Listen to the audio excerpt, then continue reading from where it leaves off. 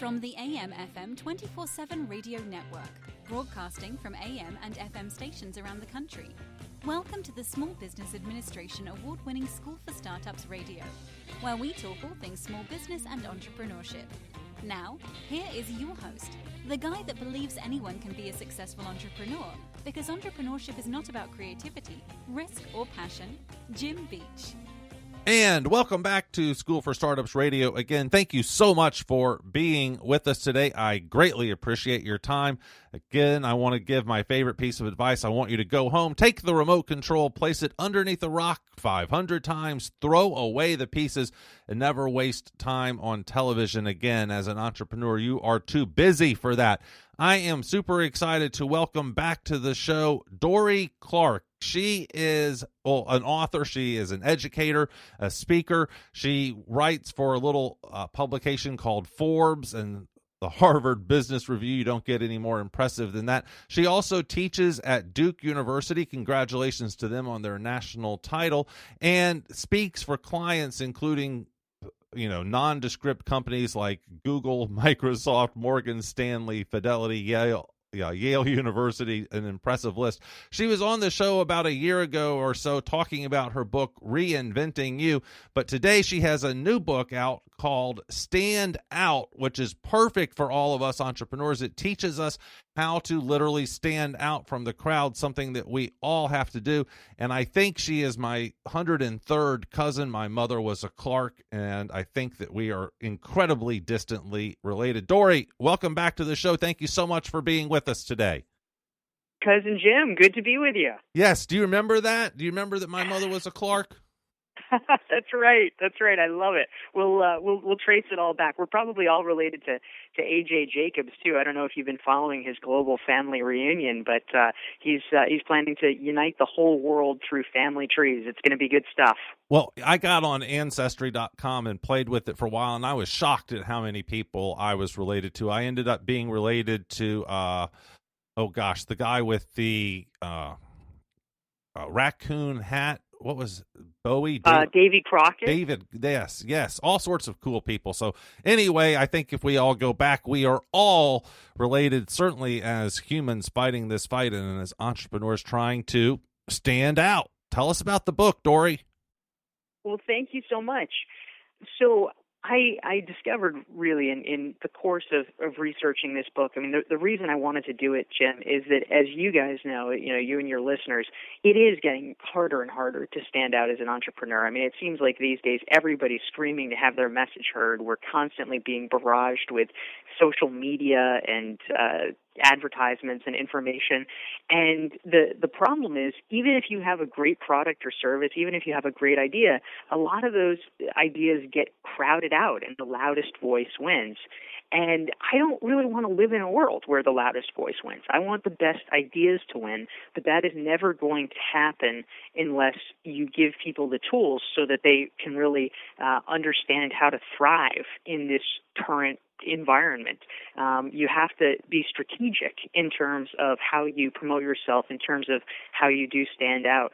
And so in writing the book, I interviewed about 50 top thought leaders in a variety of fields, including in the business world, some folks that your listeners are probably familiar with, like Daniel Pink and David Allen of Getting Things Done fame, and Tom Peters and Seth Godin. And I really tried to reverse engineer the process by which they became known for their ideas and became recognized as experts. All right, reverse engineer. What was the commonality between all of those people? Yeah, so essentially the first piece of information that I think is really critical here, in terms of becoming a thought leader, it pays just to literally break down the term. The thought part is that these are guys who are known for their ideas. Each of them has some singular contribution that they are known for. And that's the difference between being a recognized expert professionally and just being a celebrity. So the first piece, and we can definitely get further into this, is figuring out what is the thing you're known for? What is your signature contribution? And then the second piece is a thought leader, right? So that essentially means you have to have followers. You somehow have to get good at spreading the word about your idea and being willing to get out there and share it and promote it. Because if you don't, then it's not going to get noticed. It's not going to have the impact that it ought to.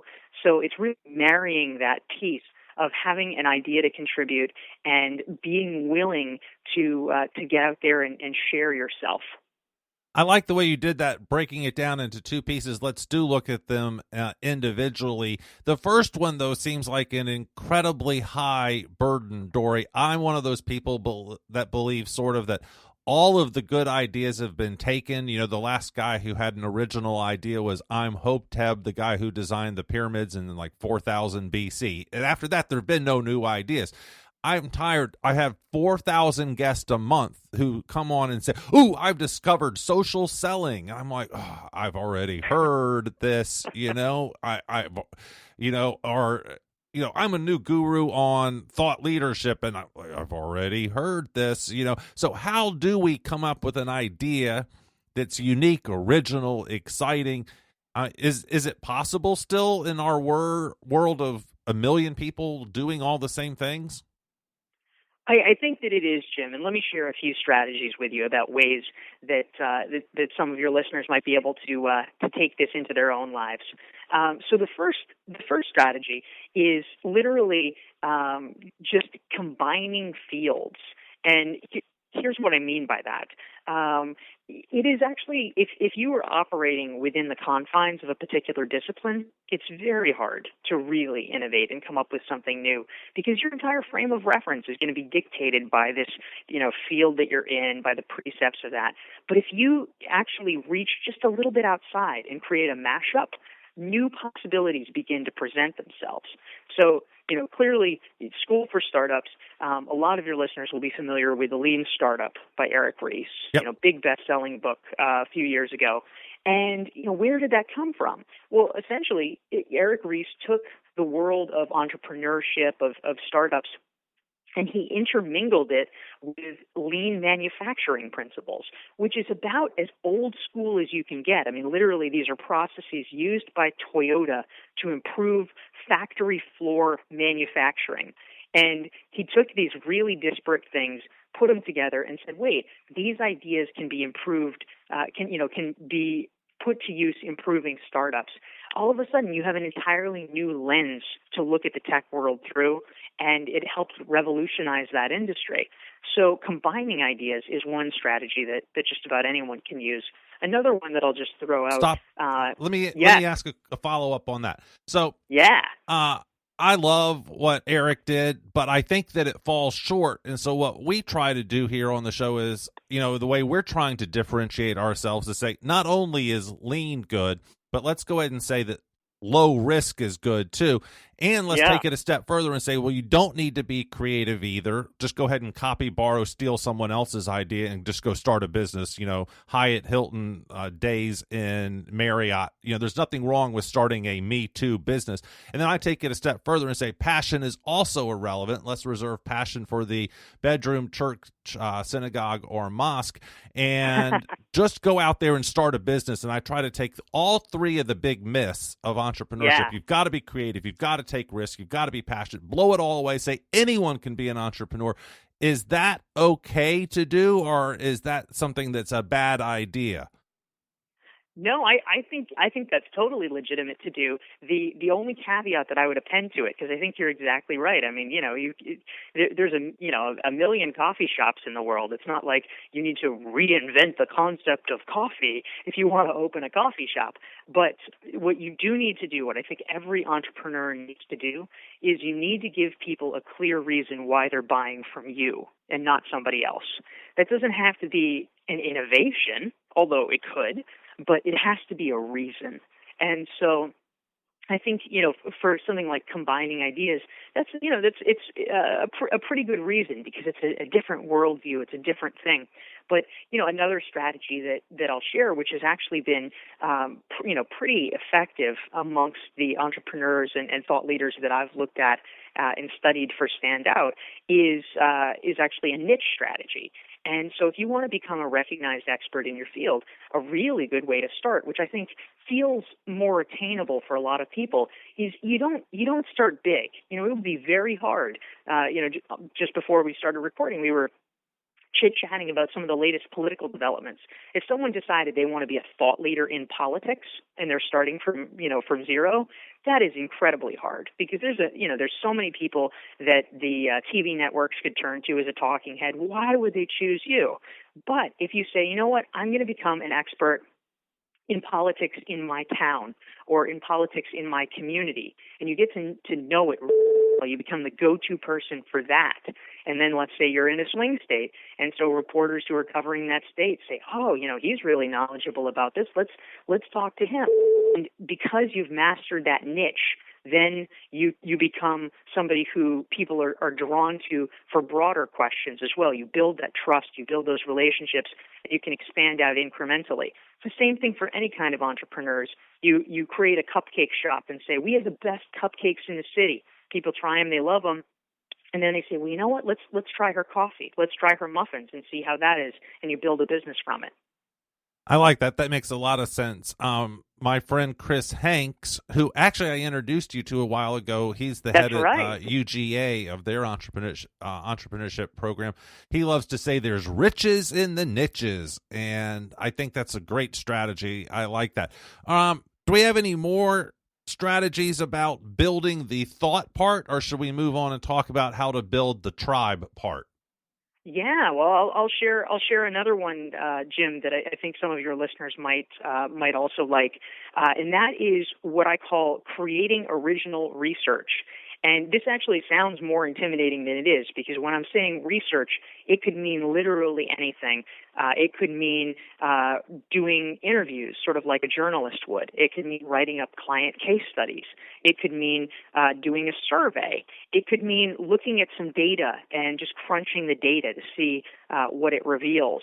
But any of those things is really valuable for an entrepreneur or a business owner to do, because we live in a world where so many people have opinions and everybody's willing to share their opinions. But if you actually can inject new information into the conversation, people will love you for it, and they will begin to regard you as a trusted authority. And just as a quick example, in my book Stand Out, I profile a guy named Michael Waxenberg, who he got interested in real estate because his family was deciding whether or not to buy a condo in New York City. And so he starts researching, he starts going to open houses, and he discovers a website called Street Easy. And lots of people were posting information about properties, but it was all kind of, haphazard, not really comprehensive. And so he decided to kind of make it his thing. So he would visit these open houses every weekend and write very, very detailed reviews of the properties. And then he started, doing reviews of the sales prices, things like that. Before long, he had other users of the site emailing him and saying, your stuff is amazing. Will you represent me? I want you to be my realtor. And the only problem was he wasn't a realtor. He was actually just doing this as a hobby. But because he had so many people literally throwing themselves at him because his reviews were so learned, he got his real estate license and now has a very lucrative side hobby, essentially, working as a realtor with no marketing required because the customers come to him. Interesting. Well, that's a good point, or a good time to segue to the tribe piece. How do we stand out? As you pointed out, everyone has a message and they're all yelling at the top of their lungs, and most of them get hired by Fox or MSNBC, it seems. How can we stand out when so many people are also fighting for the attention of the world? Yeah, it's such an important question, Jim.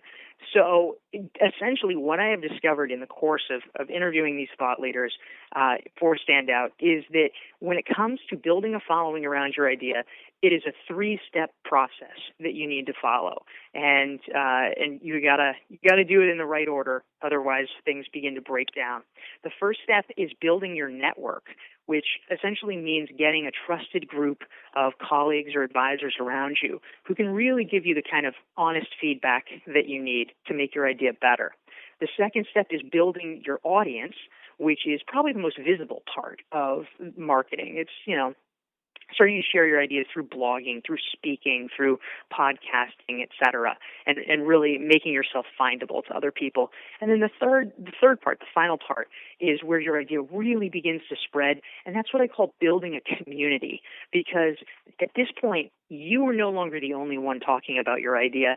Other people start talking about your idea and becoming ambassadors for it because they've heard it, they think it relates to their own lives and benefits them, and so they become your ambassadors in the world.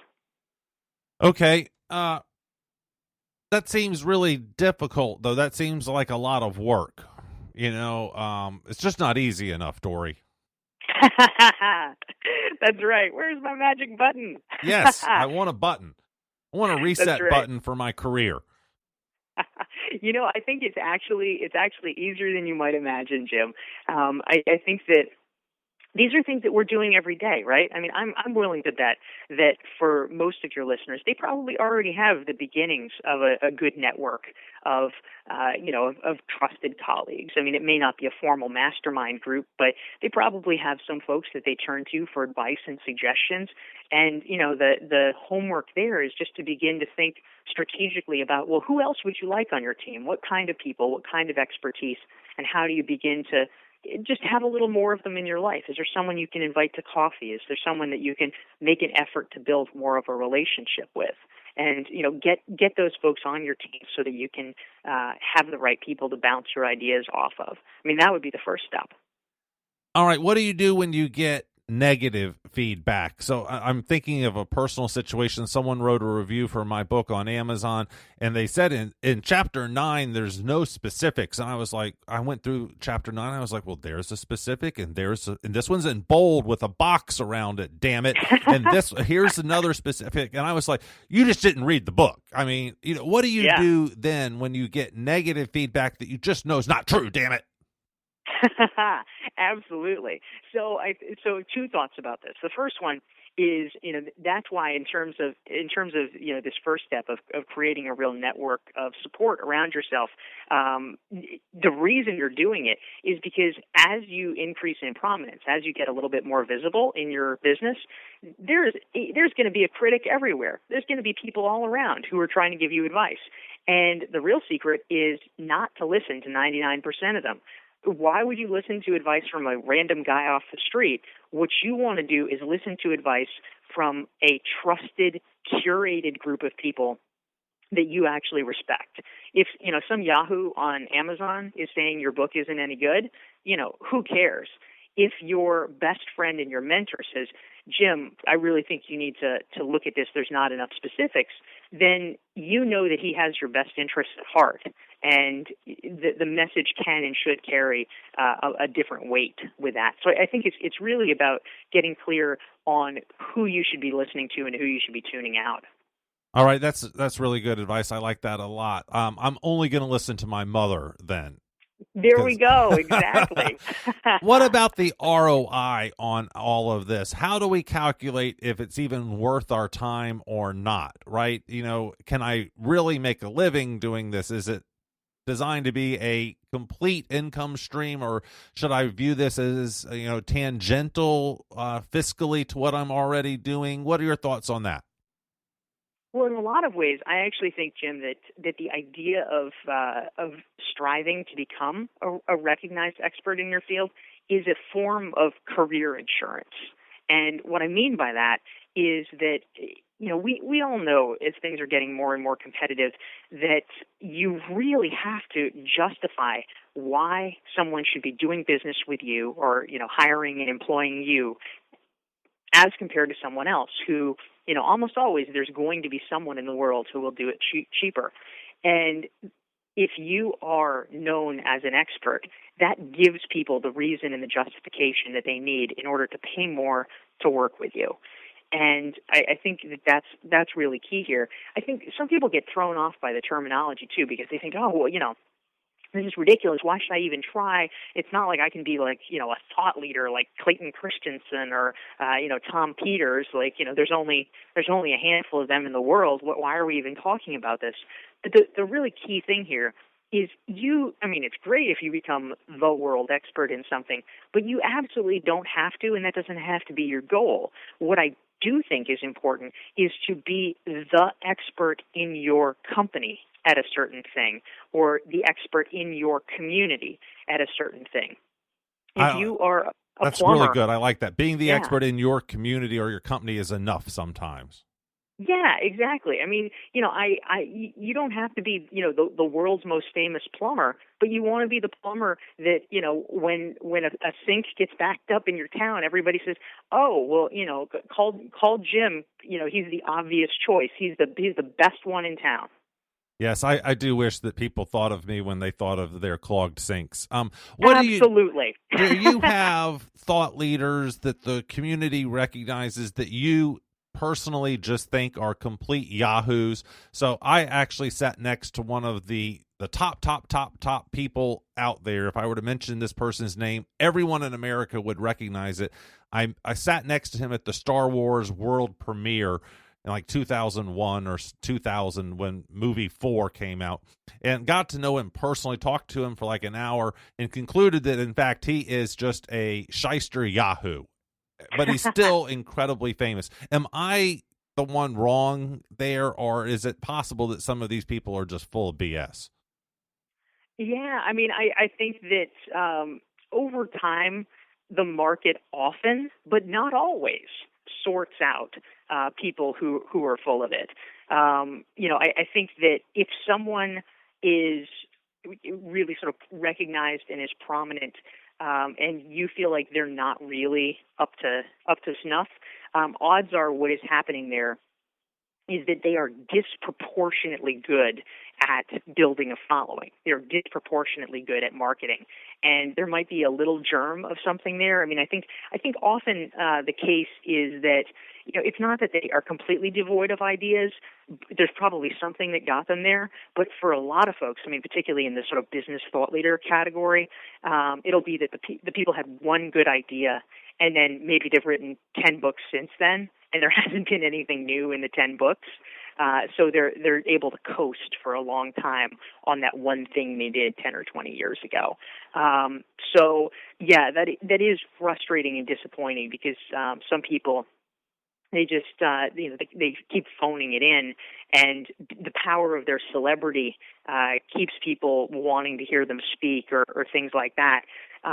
But generally, the kinds of thought leaders that I am talking about in the book, and that I think that hopefully most of your listeners and most of the readers of Standout will want to aspire towards being, are the people who both consistently add value by coming up with interesting ideas and interesting contributions to the field, and also are willing and able to roll up their sleeves and do the kind of promotional efforts that are necessary to make sure those things have an impact. Dorie, how can we read your blog, follow you on social media, and find out more about you other than buying the book? Thank you, Jim. Well, one thing that I will actually mention to your listeners is that in case they're interested in this question of how do you apply the ideas to your own life, how do you find your breakthrough ideas and begin to build a following around them, I actually created a free giveaway. It is a 42-page workbook that is adapted from Standout, and folks can download that for free on my website, dorieclark.com, which is DORIECLARK, and also they can connect with me on Twitter at Dorie Clark. Fantastic. And buy the book, of course, at Amazon or their favorite bookseller. Booksellers are disappearing. I think Barnes & Noble's is on limited time, too. Anyway, Dorie, thank you so much for being with us today. I always love talking to you, and I hope you sell 1 million copies. Jim, thank you so much. All right.